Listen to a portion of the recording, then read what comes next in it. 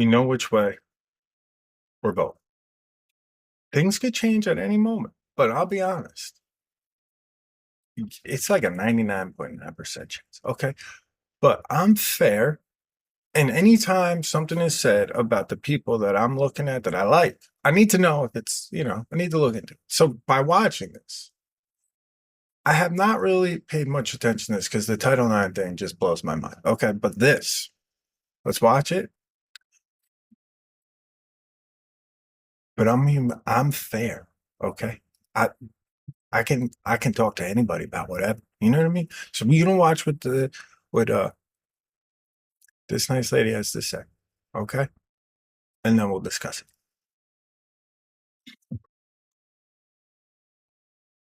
Thank you, Mr. Chairman. Good morning.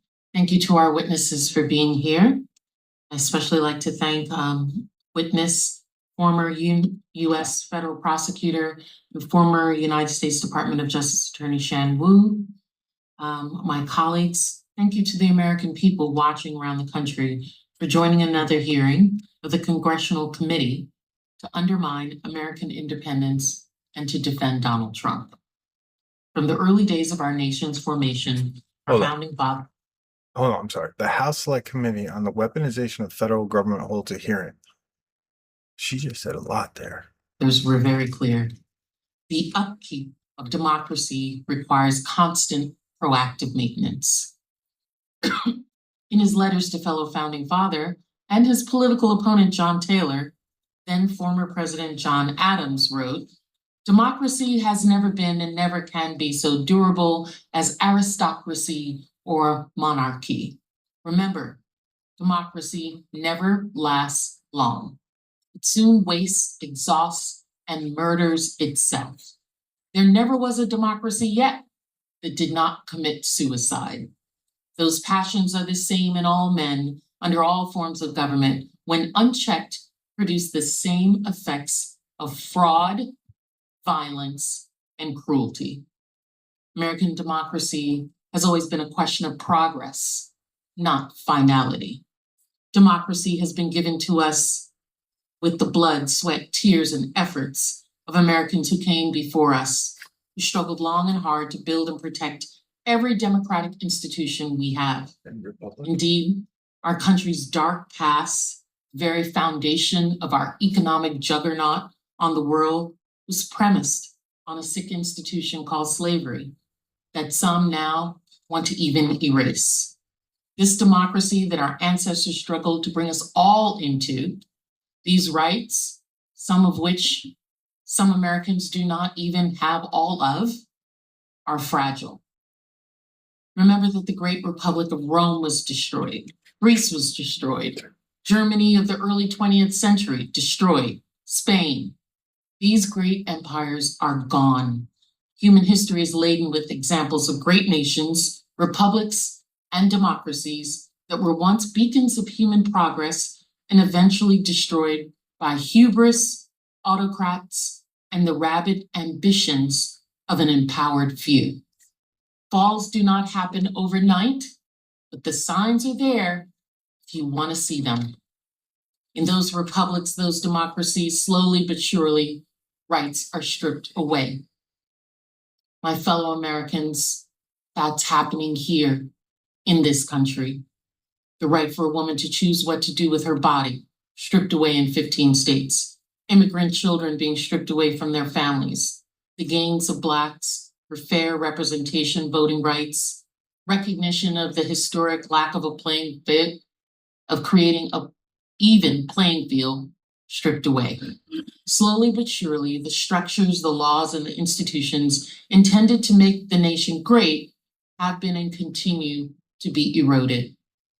Not to mention the souls of the human race and minorities being eroded every day by injustices. We have a blueprint that we can see how that's being done. Project 2025 plans to upend structures, institutions, and the basic rights that have supposedly been afforded to Americans to make it great. It's a playbook for Donald Trump's second term and a plan for the destruction of America as we know it. Despite flashy headlines printed over American flags and the likes of obnoxious men who give loud speeches about their love for making America great again, Project 2025 delivers no such thing. Project 2025 will slowly but surely strip away our rights. I've asked for a hearing about Project 2025 because I believe it is a dire warning to us all of an individual and others around him's desire to weaponize the government for their own empowerment. It will rip our experts out of agencies to be replaced by sycophant political appointees. It will strip women of even more healthcare access and rights. It will further dehumanize undocumented immigrants and punish their family members, even those who are American citizens, for daring to be associated with them. It will restrict free speech in schools to only allow far-right approved agendas and curriculum. It will erode our freedoms, all under the vague guise of making America great. And yes, because it is a grand Republican plan, Project 2025 calls for severe cuts to Medicare and Social Security. I'm not just saying that. The authors of Project 2025 are saying that. Here's a video outlining. 2025 believe that a woman should be able to have an abortion if her doctor says that she needs one. It's a yes or no question. Abortion is not healthcare. So Abortion that is a no. Murder of a human being. I'm sorry, I gotta pause it only because I'm not smart, I won't remember. But she's referencing right now the news. This is the biggest gaslight I've ever seen. This is why it's so very difficult to watch these things. Because when I look at the judiciary hearings of Carpone and questions to these Democrats, the questions asked by the Republicans aren't gaslight questions. They're real questions. This right here by this Democrat, Stacey, beautiful, beautiful woman, by the way. But she's gaslight. I mean, she could be a host on CNN. She could rival Jesse Waters on Fox. You understand what I'm saying? All I'm saying is that we the people we didn't need 5 minutes of gaslighting to get to the Project 2025. We're gonna look into the Project 2025, okay? But the fact is that you are trying to gaslight us already. I'm turned off by it. I don't even want to look into it really. I'm gonna do it because I want to know everything. I'm sorry. I'll get better at not doing cutting it off, okay? We're also going to have teams because we can multitask to deconstruct the administrative state and to go after criminals and the traitors in the deep state. So suck on that. We need to have the biggest mass deportation system ever in the history of America because it is unjust and illegal and evil that more than 10 million illegal aliens have come to this country. There are great plans using the Department of Homeland Security to return these people back to south of the border. The best thing that people can do right now, if you're a young person, is get involved in one of these things like American Moment or Project 2025 or the Trump campaign. We got to fill up the White House with Reuters. Project 2025 is something that's going to transcend the next 4 years, the next 10 years. It really is, for the first time in the history of the conservative movement, the apparatus for policy and personnel. We are in the process of the Second American Revolution, which will remain bloodless if the left allows it to be. Playing patriotic music, claiming to love freedom, demonizing every group in the nation that is not like you, will not protect you and your civil rights. The Project 2025 playbook is a plan to give Donald Trump the powers of a dictator, just as he wants. That's the plan. This is the man who threatened to send the Department of Justice after political opponents. Trump even sent his lawyers to the Supreme Court to argue that he should have criminal immunity even if he uses the military to assassinate someone who simply disagrees with him. We heard his Secretary of Defense say that he asked the military to shoot people because they were protesting. Yes, that's what his defense secretary said on TV, and there's recordings of it. This is the man. Letitia James said too white, too pale, too stale. The mayor of Chicago, or I think it was the mayor of Chicago. Some lady was pretty harsh.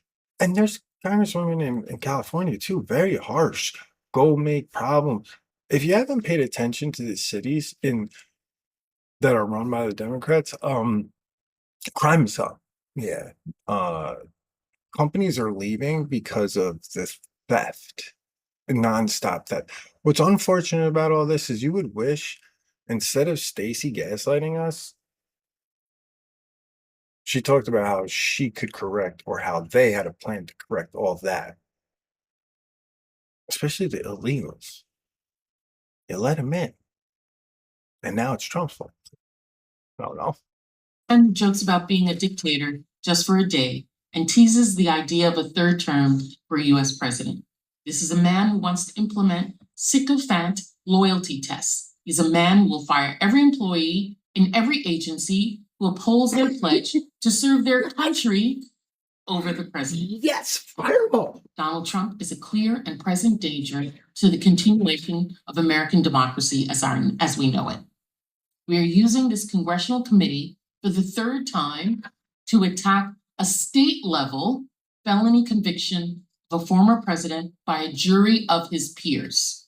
Republicans on this committee have used $20 million of federal taxpayer dollars to deliver Trump more power and attack his rivals. They are threatening public servants far outside their legal jurisdiction and even threatening private citizens who dare not to give Trump what he wants. The reign of Lord Trump has already begun, and he isn't even in a second term. Try to remember our founding fathers' principles and that we see Project 2025 for what it is, a Republican plan to slowly but surely strip away rights. This is about freedom versus fascism. I beg every American watching, don't be fooled by plastic patriotism. Don't be fooled by those rhetorically referring to freedom without the substance to back it up, without any care for all people's rights. True understanding of freedom comes from respecting the sacrifices of our ancestors, our democratic institutions, and a robust rule of law. Our country is not and has never been perfect, but our country is great, and it's our duty to keep it that way. Our country has never shied away from including our flaws, but what is being promoted is addition. It's counterproductive and threatens years, decades, centuries of progress. Let's keep moving forward. Let's not go back to the dark times. I yield back. Okay, look. I am never making an excuse for any of our wrongs. So when I say make America great, I don't mean like, let's not look at the issues that we have that we need to correct, that we can learn from, maybe not make mistakes going forward. With all that being said, I just feel like both sides, but primarily through these judiciary, these Democrats are like CNN, ABC hosts. I mean, they have a great career and all that, if that's the career path that they want. But we electing these people, it seems like they say what they think we want to hear, and it's starting to catch up to them, because it's technology, baby. We know. And it ain't hate, it's marketing, it's a vote. And we want to win. I want to win. So I'm going to market. All right? Mac, there it is.